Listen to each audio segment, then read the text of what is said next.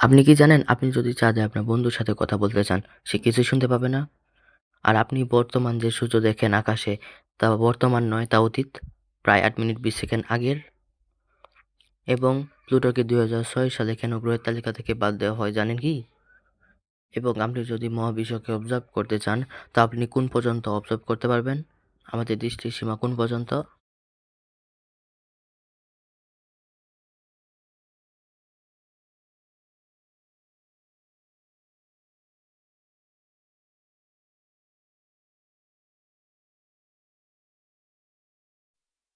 এটি খুবই মজার বিষয় যে আপনি যদি মহাকাশে চিল্লাচিল্লি করেন, কথা বলতে চান, শব্দ তৈরি করেন, আপনার বন্ধু কিছুই শুনতে পাবে না। শব্দ মহাকাশে বিদ্যমান নয়।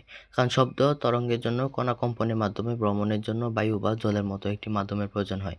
যেহেতু মহাকাশ মূলত একটি শূন্যস্থান, যেখানে খুব কম কণা থাকে, তাই কম্পন বহন করার মতো কিছুই নেই, যা এটিকে মানুষের কানে নীরব করে তোলে। তাহলে মহাকাশচারীরা কিভাবে কথা বলে? কারণ তাদের হেলমেটের ভিতরে, প্রতিটি মহাকাশচারীর হেলমেটে বাতাসের সাথে একটি চাপযুক্ত পরিবেশ, যাতে তারা স্বাভাবিকভাবে কথা বলতে এবং শুনতে পারে, যেন এটি ঘরে। রেডিও তরঙ্গে রূপান্তর। হেলমেটের ভেতরে থাকা একটি মাইক্রোফোন মহাকাশচারীর কণ্ঠস্বর ধারণ করে। একটি ট্রান্সমিটার অডিওকে ইলেকট্রনিক আবেগে রূপান্তরিত করে এবং তারপর সেগুলোকে রেডিও তরঙ্গ হিসাবে এনকোড করে। স্থানের মাধ্যমে সংক্রমণ। এই রেডিও তরঙ্গগুলি মহাকাশের শূন্যস্থানের মধ্য দিয়ে অন্য মহাকাশচারীর হেলমেটে অথবা পৃথিবীর কোনো স্টেশনে ভ্রমণ করে।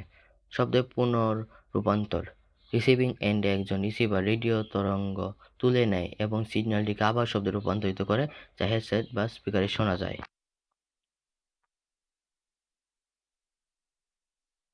যার ফলে আপনারা বুঝতেই পারছেন যে আপনি যদি মহাকাশে চিল্লাচিল্লি করেন, চিৎকার করেন, কথা বলতে চান, যাই শব্দ করেন, আপনার বন্ধু কিছুই শুনতে পাবে না। শুধু হেডসেট অথবা স্পিকার ওগুলোর মাধ্যমে ওই যে মহাকাশীরা যেভাবে কথা বলে ওভাবে চাইলে বলতে পারবেন। পরবর্তী ফ্যাক্টে যাওয়ার আগে যদি আপনাদের আমাদের চ্যানেলের ভিডিও ভালো লাগে, তাহলে চ্যানেলটি সাবস্ক্রাইব করে আমাদের পাশে থাকতে পারেন। আপনি বর্তমানে আকাশে তাকালে যেই সূর্যটি দেখতে পান, সেটি আসলে বর্তমান নয়, সেটি অতীত। তো সেটি ৮ মিনিট ২০ সেকেন্ড আগের সূর্য। কারণ হলো, আলো একটি সীমিত গতিতে ট্রাভেল করে। তার গতির সীমা হলো প্রায় ৩,০০,০০০ কিলোমিটার। সে ৩,০০,০০০ কিলোমিটার বেগে চলে প্রায়। তো সূর্য থেকে পৃথিবী প্রায় ১৫ কোটি কিলোমিটার দূরে। তো এই এত লম্বা দূরত্ব ট্রাভেল করতে করতে আলোর সময় লাগে, যদি আমরা হিসাব করি তাহলে দেখবেন ৫০০ সেকেন্ড, যা প্রায় ৮ মিনিট ২০ সেকেন্ডের সমান।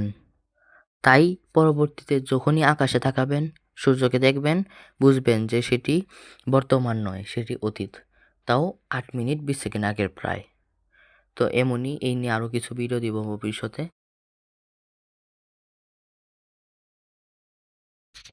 প্লুটো যখন ১৯৩০ সালে প্রথম আবিষ্কৃত হয়, তখন এটিকে নবম গ্রহ বলা হতো। কিন্তু বর্তমানে এটিকে একটি ডর্ফ প্ল্যানেট বা বামন গ্রহ বলা হয়। কারণটি হলো ২০০৬ সালে ইন্টারন্যাশনাল অ্যাস্ট্রোনমিক্যাল ইউনিয়ন ৩টি নিয়ম ঠিক করে দেয় যে কোনো বস্তুকে গ্রহ হতে হলে এই ৩টা নিয়মগুলো হলো যে সূর্যকে প্রদক্ষিণ করতে হবে, নিজের আকর্ষণের গোল আকৃতি নিতে হবে, নিজের কক্ষপথ থেকে অন্যান্য বস্তু সরিয়ে দিতে হবে। প্লুটো প্রথম ২টা নিয়ম মানে, কিন্তু তৃতীয়টা নয়। তার কক্ষপথে অনেক বরফ ও ধূলিকণা বেশি থাকে, তাই প্লুটোকে ডোয়ার্ফ প্ল্যানেট ঘোষণা করা হয়। এটি বর্তমানে আর কোনো গ্রহ নয়।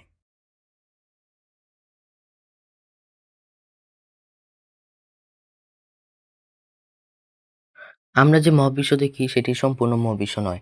আমরা শুধু অবজারভেবল ইউনিভার্স মানে দৃশ্যমান মহাবিশ্ব এর ভিতরেই দেখতে পাই। অবজারভেবল ইউনিভার্স হচ্ছে সেই অংশ যেখান থেকে আলো এখনো পর্যন্ত আমাদের চোখে পৌঁছতে পেরেছে। আলো সীমিত গতিতে চলে, প্রতি সেকেন্ডে প্রায় ৩,০০,০০০ কিলোমিটার। তাই আমরা যত দূরের জিনিস দেখি ততটাই সময়ের পিছনে তাকাই। মহাবিশ্বের বয়স প্রায় ১৩.৮ বিলিয়ন বছর, কিন্তু অবজারভেবল ইউনিভার্সের ব্যাস প্রায় ৯৩ বিলিয়ন আলোকবর্ষ। মানে আমরা শুধু একটা ছোট অংশই দেখতে পারি, পুরোটা নয়।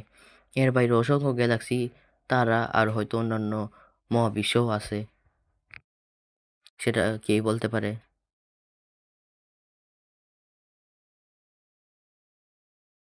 তো আজকের ভিডিও এই পর্যন্তই। তো সবাই ভালো থাকবেন।